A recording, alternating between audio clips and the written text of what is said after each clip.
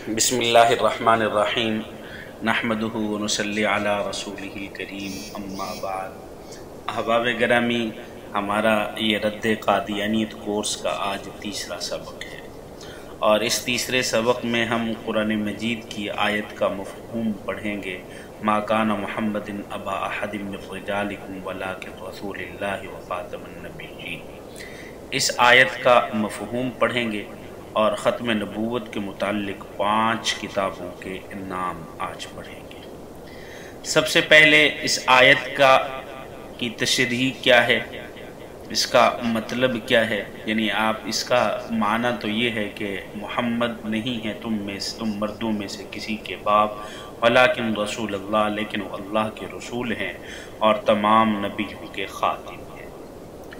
اس آیت کا شان نزول تو یہ ہے کہ اس آیت کے نزول کی غرض رسول اللہ صلی اللہ علیہ وسلم کی طرف سے کفار و منافقین کے ان اعتراضات کا جواب دینا تھا جو انہوں نے حضور اکرم صلی اللہ علیہ وسلم کا حضرت زینب رضی اللہ تعالیٰ عنہ سے نکاح کرنے کے بعد کیے۔ چونکہ رسومات عرب میں سے ایک رسم متبنہ کو حقیقی بیٹا سمجھنے کی تھی۔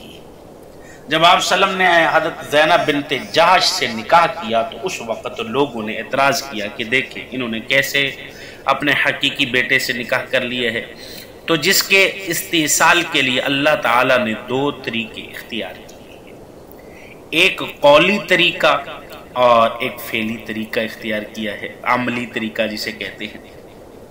قولی طریقہ تو فرمایا کہ آپ نے فرما دیا کہ نہیں، فرمایا کہ آپ نے کہہ دیا کہ تم اپنے منہ بولے بیٹوں کو اپنا حقیقی بیٹا نہ بناؤ۔ یہ تو قرآن مجید میں آپ نے واضح، یعنی اس جہالت کی رسم کو ختم کرنے کے لیے واضح طور پر فرما دیا۔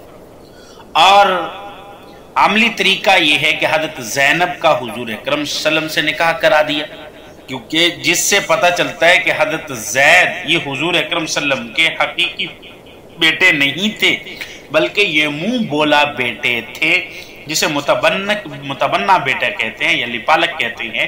جب رسول اللہ صلی اللہ علیہ وسلم کا نکاح ہوا تو کفار عرب نے اعتراضات کی بچھاڑ شروع کر دی ہے، یعنی ایک شبہ کہ حضور اکرم صلی اللہ علیہ وسلم کے بیٹوں کا حدیث و سیرت میں تذکرہ ملتا ہے، اور پھر حضور کے بارے میں کیسے کہا جاتا ہے کہ آپ صلی اللہ علیہ وسلم کسی مرد کے باپ نہیں ہیں۔ تو دیکھیں اس کا ایک جواب تو یہ ہے کہ رسول اللہ صلی اللہ علیہ وسلم کے تمام فرزند بچپن میں ہی وفات ہو گئے تھے، بچپن میں ہی وفات پا گئے تھے۔ اب صلی اللہ علیہ وسلم کے جو بیٹے تھے ان کو مرد کہنے کی نوبت ہی نہیں آئی، جیسا کہ اس آیت کے اندر رجال کے لفظ آئے ہیں، اس یہ قائد بڑھائی گئی ہے۔ اور خاتم النبیین کی قرآنی تفسیر لفظ ختم، یہ ختم کا مادہ قرآن مجید میں 7 جگہوں پر استعمال ہوا ہے۔ ختم اللہ علی قلوبہم، ختم علی قلوبہم، ختم علی سمعہم، ختم علی افواہم، سورۃ یاسین کے اندر آتا ہے، اور اسی طریقے سے یختم علی قلبک آتا ہے، رحیق مختوم آتا ہے، ختامہ مسک، یہ سارے الفاظ آتے ہیں۔ یہ قرآن مجید میں ختم کا لفظ مختلف مقامات، سورۃ بقرہ میں، سورۃ انعام میں، سورۃ جاسیہ میں، اور سورۃ یاسین اور سورۃ شعراء اور سورۃ مطففین میں 2 جگہ پر استعمال ہوا ہے۔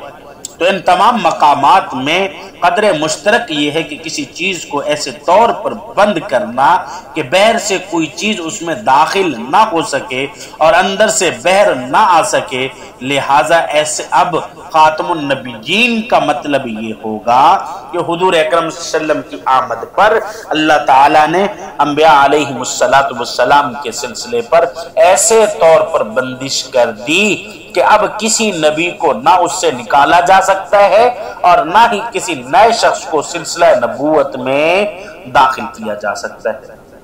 اور خود اسی قرآن مجید کی آیت کی تفسیر حدیث مبارکہ میں بھی موجود ہے۔ آپ صلی اللہ علیہ وسلم نے فرمایا کہ انا خاتم النبیین لا نبی بعد، میں آخری نبی ہوں تمام نبیوں کا، لا نبی بعدی، کہ میرے بعد کوئی نبی نہیں آئے گا۔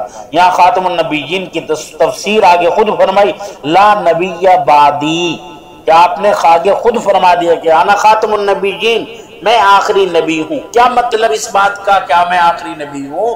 لا نبی بعدی، کہ میرے بعد کوئی نبی نہیں آئے گا۔ اب حضرات صحابہ کرام رضوان اللہ کے علیہم اجمعین کی مختصر تفسیر بھی دیکھ لیجئے۔ حضرت عبداللہ بن مسعود رضی اللہ تعالیٰ عنہ کی قرات میں ولیکن نبی جینا خاتم النبیین ہے، جو خود اسی معنی کی طرف ہدایت کرتی ہے۔ اور فرمائے کہ حضرت قتادہ رضی اللہ تعالیٰ عنہ خاتم النبیین کی تفسیر میں روایت کرتے ہیں، اور لیکن آپ اللہ کے رسول اور خاتم النبیین یعنی آخر النبیین ہیں۔ کیا ان جیسی صراحتوں کے بعد بھی کسی قسم کا شک و شبہ یا تعویل کی گنجائش رہ جاتی ہے؟ پھر بروزی یا ذلی کی کوئی تعویلیں چل سکتی ہیں؟ اس لیے خاتم النبیین اور اصحاب لغت کے حاضر دیکھیے، خاتم النبیین جو آخری نبی کہا جاتا ہے، لغت میں کیا ہے، انہوں نے اس کی کیا تعریف کی ہے خاتم کی؟ دیکھیں لغت کی جو معتبر کتابیں مفردات القرآن ہے، المحکم لابن سید ہے، لسان العرب ہے، تاج العروض ہے اور القاموس وغیرہ ہے، تو اسی طرح اور بھی ہیں۔ تو خاتم کو تا کے فتح کے ساتھ خاتم پڑھیں یا خاتم پڑھیں، تا کے کسرہ کے خاتم یا خاتم، دونوں کا خلاصہ کلام صرف ایک ہی نقطہ نکلتا ہے کہ دونوں کی قرات پر آیت کے معنی لغتاً یہی ہیں کہ آپ سب انبیاء کے آخری ہیں، آپ کے بعد کوئی نبی پیدا نہیں ہوگا۔ اور روح التفسیر روح المعانی میں اس کے معنی ہیں کہ وہ شخص جس پر انبیاء ختم کیے گئے۔ تفسیر روح المعانی کی 22 جلد کے اندر اس کی تفسیر کی گئی ہے کہ خاتم سے مراد وہ شخص کہ جس پر انبیاء ختم کیے گئے ہیں۔ آگے مختصراً میں چند ان کتابوں کا نام ذکر کر دیتا ہوں کہ جس میں مسئلہ ختم نبوت کو تفصیل سے بیان کیا گیا ہے۔ مزید جن احباب نے مطالعہ کرنا ہے وہ ان کتابوں کا مطالعہ بھی کر سکتے ہیں، ان کے ساتھ مصنفین کا نام بھی ذکر کر دیتا ہوں۔ سب سے پہلے ختم نبوت کامل، یہ حضرت مفتی اعظم مفتی شفیع عثمانی نور اللہ مرقدہ نے لکھی ہے، جو دارالعلوم کراچی کے مصنف تھے، حضرت مفتی تقی عثمانی نور اللہ مرقدہ اور رفیع عثمانی حضرت مفتی تقی عثمانی دامت برکاتہم العالیہ اور مفتی رفیع عثمانی دامت برکاتہم العالیہ کے والد گرامی ہیں۔ انہوں نے یہ کتاب لکھی اور اس کتاب کا نام ختم نبوت کامل، اور دوسری کتاب ختم نبوت قرآن و سنت کی روشنی میں۔ یہ عظیم عالم عظیم مفسر حضرت مولانا سرفراز صفدر خان صاحب، مولانا سرفراز خان صفدر یہ گوجرانوالا کے تھے، یہ زہد الراشدی صاحب دامت برکاتہم کے والد گرامی ہیں۔